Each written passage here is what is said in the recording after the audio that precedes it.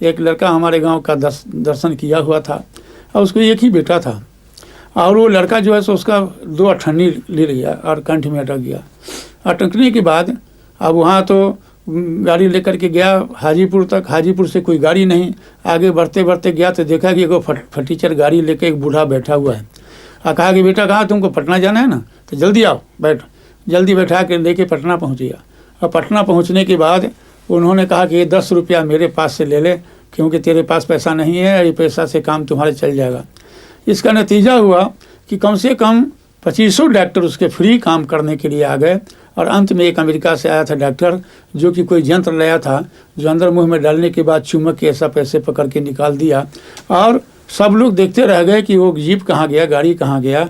अंत में सबों ने ही सोचा कि गुरुदेव की ही लीला है। आनंद में 108 कुंडीय गायत्री महाजग था और नवसारी से मंगन भाई गांधी आया था।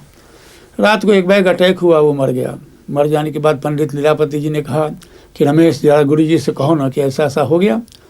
मैं जाके कहने के लिए नहीं तैयार हुआ, डर से कि गुरु जी बिगड़ेंगे। कहेंगे नहीं बिगड़ेंगे, तुम जाओ। तो गए, जाके गुरु जी से बोला कि गुरुदेव, तो हाँ, तो मंगन भाई गांधी मर गया। तो मर गया तो क्या करें, मरने दो। फिर उठे, कहीं चल देखे क्या है। साथ में आए, आ करके उन्होंने हमसे कहा कि बेटा तुम इसके सिरहाने बैठ जा और दोनों हाथ को इस तरह से इसको सिर को खूब कस के दबाओ। और अपने बगल में बैठ गए और उसके छाती पर हाथ फेरने लगे। वहाँ से कम 25-30 डॉक्टर तो जरूर बैठे थे आनंद के, और सब के सब डॉक्टर जांच करके देख लिया था ख़त्म है। और उसके बाद उन्होंने छाती पर एक थप्पड़ मारा और कहा कि मंगन उठ। मंगन गांधी उठ के बैठ गया। बैठ जाने के बाद सारा डॉक्टरों के दिमाग में आया कि भाई ये व्यक्ति नहीं, शक्ति हो सकता है, भगवान है। और सारे डॉक्टर लोग दीक्षित हो गए। एक दिन की और बात है कि गुरुदेव मथुरा से वृंदावन की वो रिक्शा पर जा रहे हैं। मैंने सोचा कि गुरुदेव से कोई अच्छा आदमी होगा तभी न गुरुदेव उसके यहाँ जाते होंगे, तो इसलिए मैं भी रिक्शा से पीछे पीछे चला के देखे कौन आदमी है। तो जब मैं गया तो रंगनाथ मंदिर जी के बाहर में देवराहा बाबा का मचान बना हुआ था। और वो मचान गुरुदेव उतरे रिक्शा से, नाव पर चढ़ के देवराहा बाबा के पास में गए।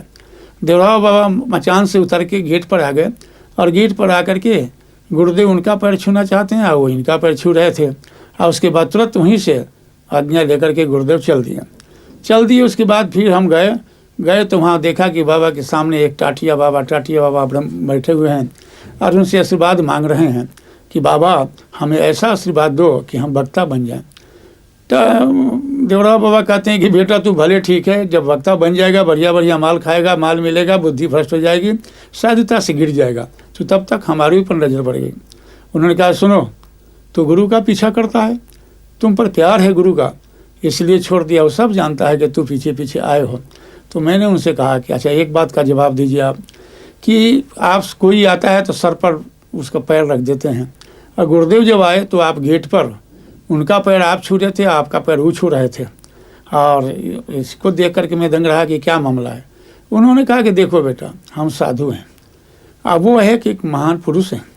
हम अगर जाके दर्शन करते दिया मंडी में, सब लोग पूछता कि भगवान है, या उनको चैन से नहीं रहने देता। इसलिए मैंने प्रार्थना की थी, आराधना की थी कि आप मेरे को दर्शन दे के जाइए। वही तुम्हारे गुरुदेव दर्शन दे के गए, और यही बात है। उसके बाद मुझे एक चादर में बहुत प्रसाद बांध करके दिए, ले जाओ तपोभूमि वाले को बांट देना। कहने का मतलब यह है कि गुरुदेव को जो जांच में हमारे नज़र में आया, ये जीते जी भगवान ही थे।